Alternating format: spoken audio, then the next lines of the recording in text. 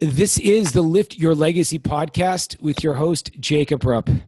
Today, I am excited to bring on a dear friend of mine, Rabbi Mordechai Teller, who is the director of Aish Ignite, the Young Professionals Divisions of Aish Torah, Los Angeles. Rabbi Teller, what's going on, my friend? Doing well, Rabbi Rupp. So happy to be here with you. Thank you. Thank you for the opportunity. Hey, my pleasure. Thank you. Tell me a little bit about that award that you won at the recent Aish banquet, about that beautiful story about how, you met Rabbi Jacobs and then it was kind of this dream come true and going all the way full circle. Well, I not to stand corrected, I didn't win the award. Rabbi Jacobs actually won the award of 14 years of, incredible service here in the Aish Los Angeles community. I happened to have the opportunity to present the award to him. So I was asked to get up on stage and basically give my story on how I got involved. And just a quick version of that is that I was a kid who, was at Cal State Northridge, psychology major, was in a fraternity, was in a softball league. And I met Rabbi Jacobs at a user-friendly, then Crown Plaza, Aish Torah Rosh Hashanah service, and ended up. Stop one second. Can you tell me what about that experience? Because you mentioned something very powerful about that experience. Yes. So the powerful thing about that experience is that there was this young, hip, cool, very relevant individual speaking about how to connect to life and how to get the most out of life and how to look at yourself. And I was like, wow, is this Judaism? This is extremely relevant. He's not boring me, and he's using pop culture references all at the same time. And I said, you know what, this is intriguing, and I want to come back again for a second day. So I ended up coming back a second day, and in typical rabbi fashion, rabbis are very good at inviting you to come to their house for a nice Shabbat meal, and that's what he did. And it turned out, he said, we're taking a trip to Israel. At the time, I was 24 years old, and I didn't really think that I was searching for meaning, but it turned out that I ended up having a very meaningful and spiritual experience in Israel when I least expected it, and came back from that experience and started getting involved with the Aish Los Angeles community as a recruiter and basically helping kickstart the Aish Los Angeles College program, which had not yet existed. And shortly thereafter, I got sent off to Israel to learn at Aish Jerusalem, which was originally supposed to be a 1-year experience. And that 1 year turned out to be a 6.5-year journey in Jerusalem. And I wasn't Gavin Teller, trip coordinator anymore, but I was Rabbi Mordechai Teller, young professional rabbi. And that's it. And I've been here now for 4 years. So that's a little bit of my story. So if I could drill down a little bit on what inspired you so much about Rabbi Jacobs and that idea of being approachable and having that skill set of being someone that could relate, how do you cultivate that yourself? Is that something that's intuitive? I think that's really crucial in not just Rabbanus, but I think business and general interaction with the world. So how do you create that sense? Great question. And still trying to figure that out completely. And I think there's no equation per se, but I think if I had to just, two things that come to mind. Number one, you have to be a good listener. And I think you have to really listen to what somebody is saying to you or somebody is sharing with you. And that is, I think the key is to be a really good listener. Number two is to be very compassionate and non-judgmental of what somebody else is saying to you. If they're coming to speak to you, it means that they want to be heard, and they don't necessarily want to be judged. And it's very easy at times to want to put ourselves on another person. And I try to maintain an approach that, this person has their life, and they want to be heard. They want to be listened to. And if they ask me for my opinion, then I'll give it. So I think listening, being compassionate, / non-judgmental, and try to be as relevant as possible in some people pop culture, sometimes it's politics, sometimes it's sports, and knowing interesting things to talk about that they're interested in. I think that helps as well. How do you cultivate the skill set of swallowing your need to put yourself on another person, or not even put yourself per se, but one of the things that we're doing in every area of life when we're in the process of influencing others is we are trying to expand their perspective, and it becomes very challenging, especially if they're saying things that are very contrary to what you believe is necessarily in their best interest or with your own self. So how do you cultivate that ability to truly listen and to not project or be judgmental? I sorry to get religious right now, Rabbi, but I'm going to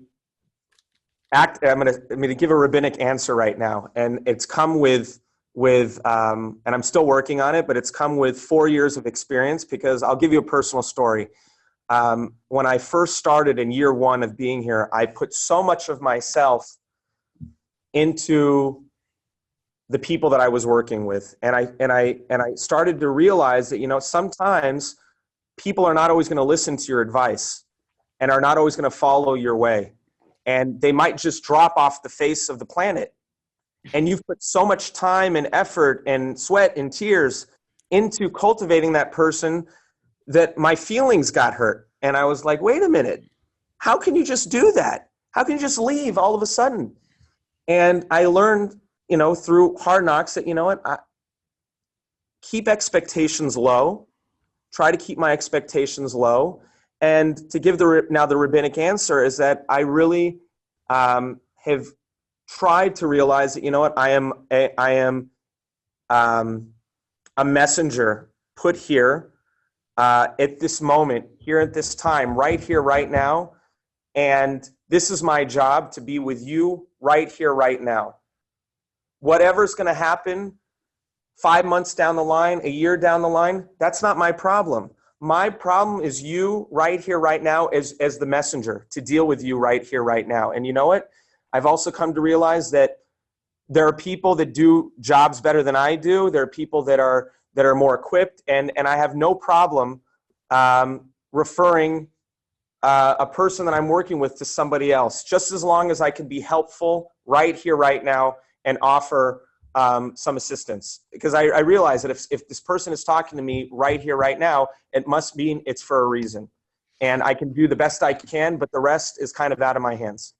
So getting rid of just to restate what I think I hear you saying, is you get rid of the long-term expectation or the long-term needs and try to only offer value in the moment.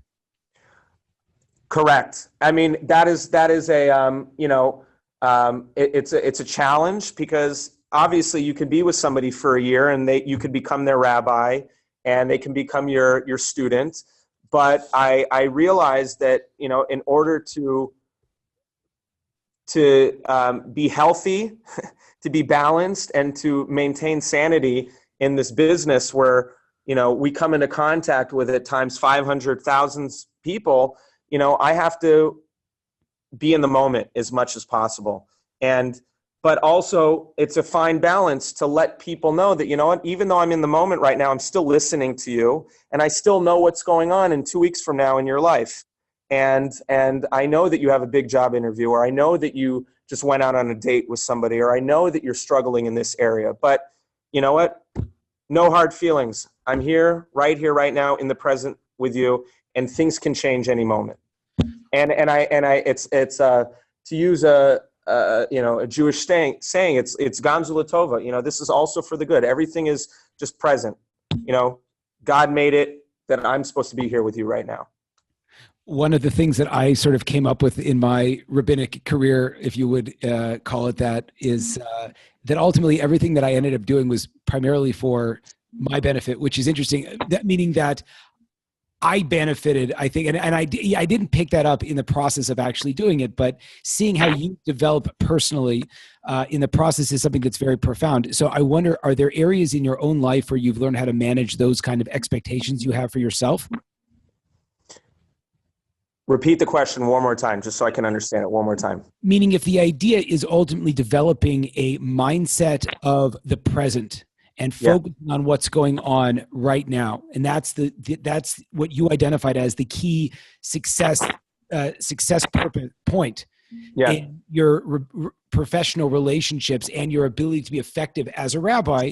Have you been able to approach, and do you have tools and strategies to bring that mindfulness and that focusing on the present as opposed to dealing with expectations in your own life? For sure. And it comes up all the time where in my personal life, and it's a reminder, it's definitely a humbling reminder that, in my marriage, it's very easy, to think about, our Big Bear Shabbaton that's happening in 3 weeks from now, or, our user-friendly service that's happening in 2 weeks from now, or our gala that's happening, whenever. The thing is that, and this is where it helps having a wife who is good at grounding us men very well, is that, she says, I really, I'm very proud of you and all the things that you're doing, but you see that you have a 6-year-old over there, a 4-year-old over there, and a 2.5-year-old over there that are calling your name, that need your help, that demand your attention right here, right now. So I think what you're saying is, again, is that, am I taking this idea of being present in the moment and am I applying it to other areas of my life? Am I correct on that? Yeah. And that's really what's, I'm taking that philosophy and trying to just be as balanced as possible, is that right now, I have my day planned out from 8:30 in the morning, when I start seeing people, till 5 o'clock in the afternoon, but I take time. Time is very valuable to me now, is that, I go to the gym, that 25 minutes at the gym where I'm swimming in the pool, I really work it in that 25 minutes. And you know what? When I have a chavrusa or a learning session with somebody, for my own learning, half an hour, it's perfect. I get what I need to get. And just all areas of life, is that being present, taking accountability of my time, and realizing because of that, now I'm actually finding that I'm way more fulfilled and way more enriched, and the success, I'm not wasting time, and it's perfect. It's working out incredibly. You're finding that there's more passion in what you're doing because you're able to really live in that and not kind of deal with these esoteric pressures of being the world's greatest rabbi, or, influencing other people. Is that what you're saying? That's what I'm trying to say. And I think, I don't know who's watching this. Could be you and me for all I know. And thousands and thousands of people. Thousands of people are halavai watching this. But, here in LA, LA well, is that, LA is a big hub. There's a lot of Jews here, and there's a lot of different professionals who do what I do or what you did here in LA, is that I've come to the conclusion that,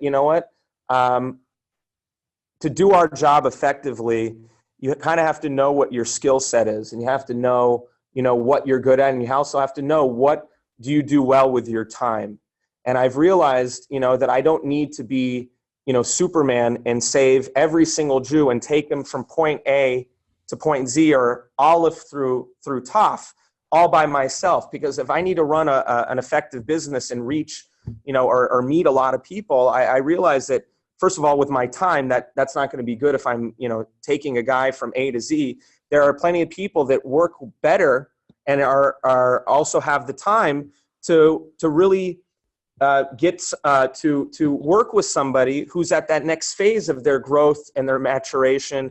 And I'm more than content, really. I'm looking at the camera right now. I'm more than content to pass off a person I'm working with. Obviously, I still have a relationship with them, to somebody else and say, I think you can learn really well from a Rabbi Jacob Rupp, or, somebody else in our community. And I'm finding that that's also like, it makes me realize, we're all in this together. We're all creatures of God. We all have our talents. We all have our time. And to work effectively as a well-oiled machine, we need to use our resources and leverage much better. So I'm trying to learn that as well. Rabbi Beryl Wine said that, I remember just kind of a throwaway comment of his that stuck with me for to this day, and it's been probably like 15 years. He said that no one goes into being a rabbi that doesn't have a messianic complex, and that humility that accompanies that.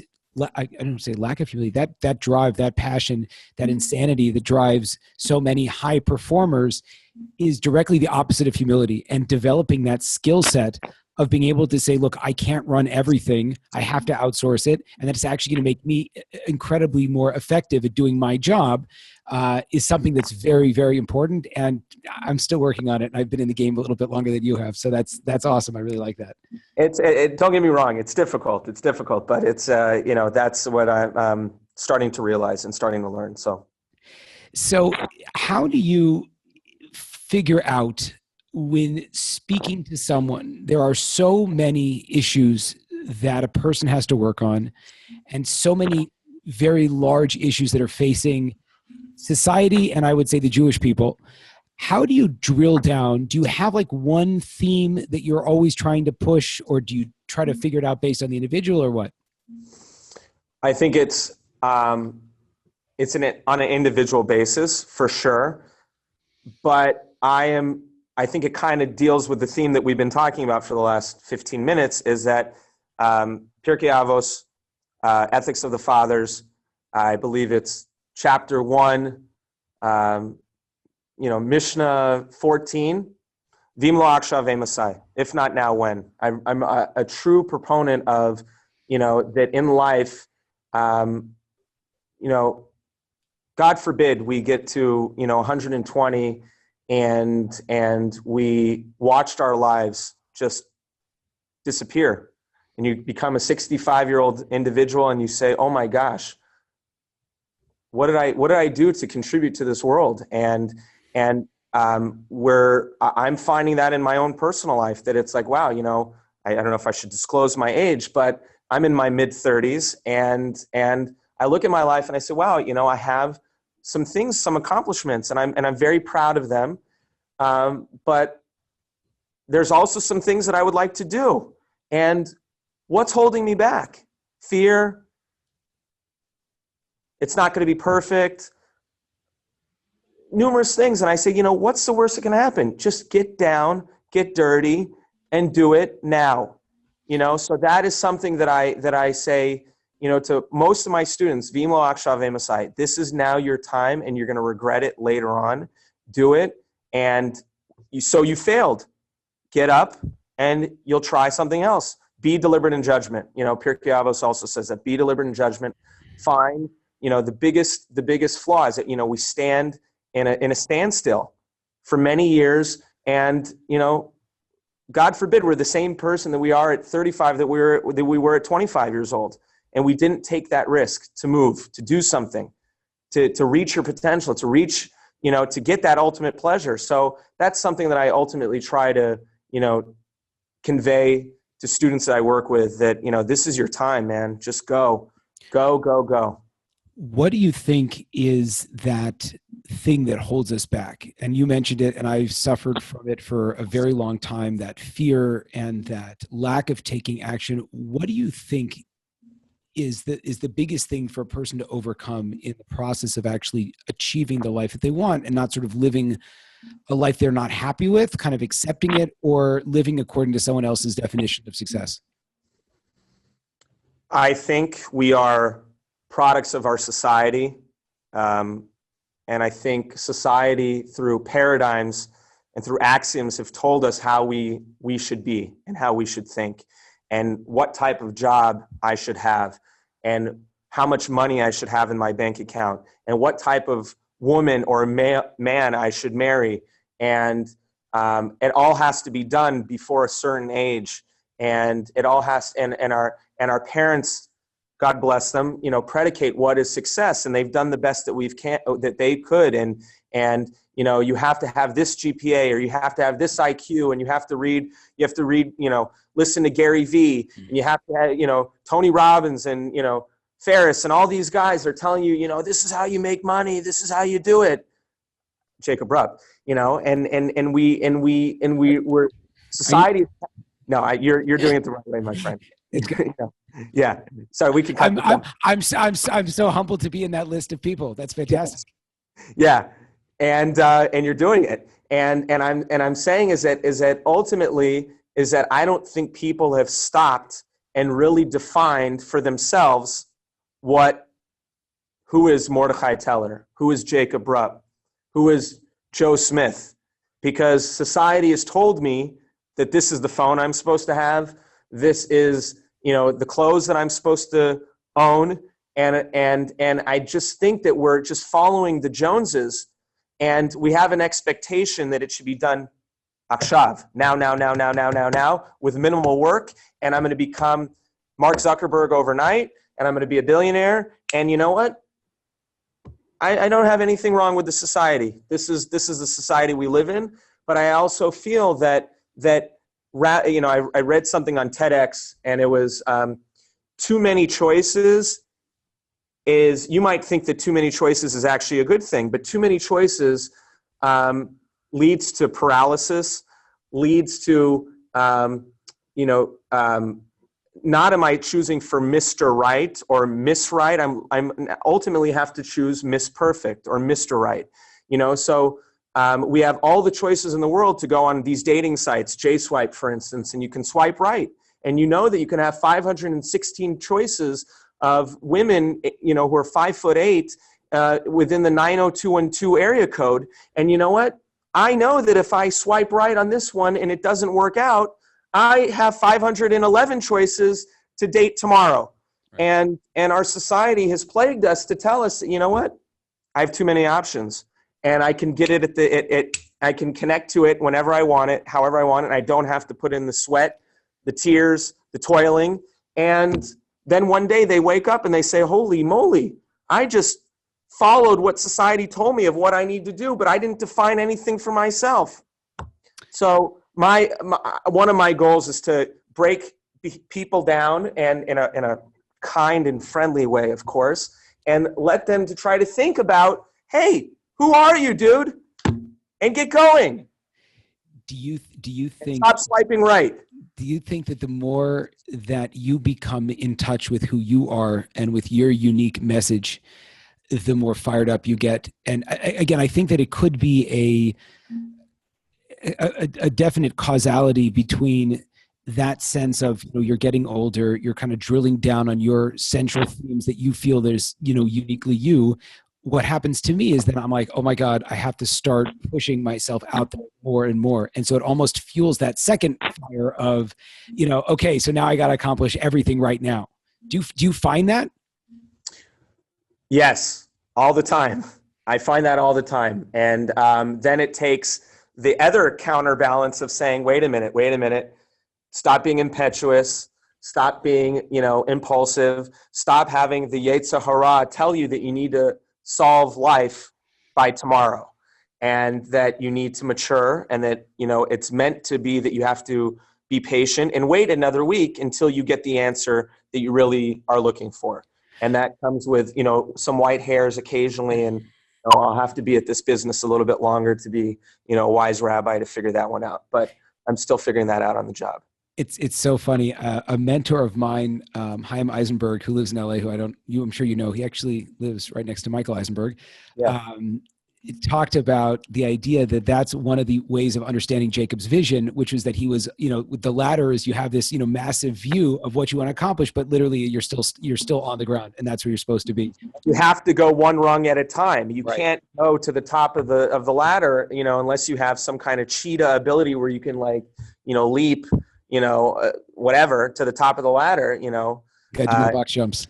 Yeah, exactly. But for now, I have to take one rung at a time, and that's the patient part. And I think that also goes with our society.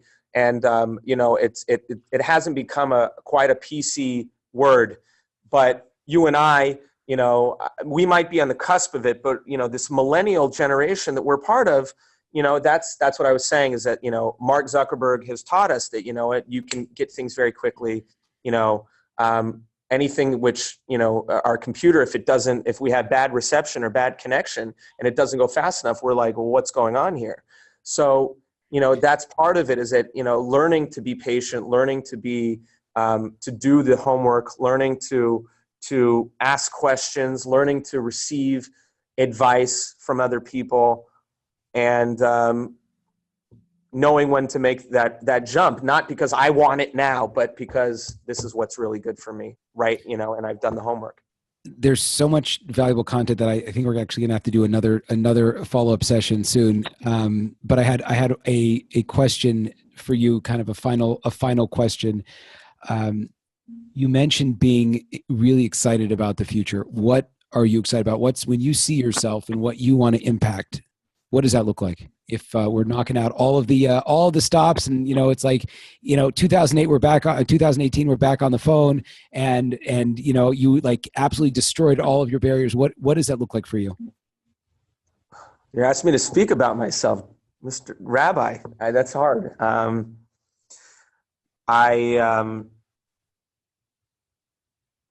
Wow, you stumped me, Rabbi. It's the worst now when people are like, well, what do you think about that? You're like, I'm telling you what to think about this. I don't know what to think about this. Because you're asking me to put it out. If money wasn't an issue and you're asking me to talk about myself. That's right. You know what, Rabbi, it'll be good for people. We all want to be the man. We all want to be the man. We all want to succeed. We all want to, destroy those barriers that are plaguing us. If you're asking me specifics, obviously I have a log. I have specifics that I have, okay. But maybe on Purim night you can delve into those depths. But I want to continue to reach the Jewish people, and I want to do it with the help of the synergy that we're doing right now. Where we create something that, Rabbi Rupp is my partner, and this rabbi is my partner, and this rabbi is my partner. And there are 80%, 75% of Jews out there that are not being touched right now. I want it to be that we can all pool together somehow, and I don't know if we have partners out there that are doing their best, that we're all trying to bring us together, but I want to be on the forefront of that mission of trying to educate our Jewish brethren, create leaders. I want to be on the forefront of helping create leaders, and reaching a lot more Jews out there to grow, to be connected, to find their potential. And I might have to do some side projects, to make that happen as well, and figure out ways that I can help leverage that, to find the right partners and be a part of that big time mission. That was a covert answer, Rabbi, and you probably didn't get exactly what you wanted, but I was a little bit covert in that. But it was a general answer. It was a political answer that I just gave. So two things. First of all, we have to talk about this, not on the actual podcast, because I have some great ideas and I think you'd be fantastic for them. The second thing is that finding that voice to articulate clearly what you want, that you could do it on a dime, for me took such a long time. But what was amazing was how many barriers got out of my way as soon as I was able to say, this is exactly what I want to do. Like literally, because to a certain extent, it's hard, because when you really put yourself out there and you're like, this is what I really want to do, because so much of it is like, well, based on this, I mean, this is your show, not mine, but I heard an amazing, there's an unbelievable podcast. Joe Polish does it with, I feel bad, I listen to it all the time, but I forgot. The other guy said that he asked people how to 10x their business, because he said that most of us are trying to look at our existing models and what we're doing right now and figure out how we can get that a little bit bigger. But if you ask someone how to 10x it, you realize like there's no way to get there doing what you're doing now. So I don't know. There was probably no relevance at all to what we were just talking about, but I thought it was important. But I got again what you're saying, and again, there's certain, you said you have, certain role models that you have, and I have certain role models that I have, and a lot of them are in our community, and we can speak about them off this podcast, but, as I said, I'm here right now. I happen to be a rabbi working for Aish Los Angeles, and that's the role that I fill right now. If I'm going to be, Rabbi Teller, I'll be Rabbi Teller, but you know what? I see that, my job is bigger than Rabbi Teller, and I think that's something that I see for the future, but right now I learn to be in the time right here, right now. I meet with a lot of students and I meet with a lot of participants, and my job is to address them and be there as a role model, as a mentor, as a friend, as their dentist, as their zoologist, whatever they want me to be. I'm kidding. No. Stay away from their mouths. Yes. But as a rabbi, and give them values and wisdom, and that's what I do. And you know what? I'm happy that I have that role, and we'll see what happens, for the future. Beautiful. Okay, so this definitely has to be we'll have to do a second podcast, and we'll also have to have a follow-up conversation, which is not of yet public material. Yes. Where can people find you if they want to, connect with you? They were deeply touched by this I think this was a phenomenal podcast, actually. Thank you very much. I appreciate it. You can find me on Facebook at Gavin Mordechai Teller. Gavin is my first name. Mordechai is Mordechai. Teller, Teller. Or you can email me at mteller@aishla.com, aishla.com. Beautiful. Okay. Rabbi Teller, thank you so much. Opportunity. And I would thank you. a lot.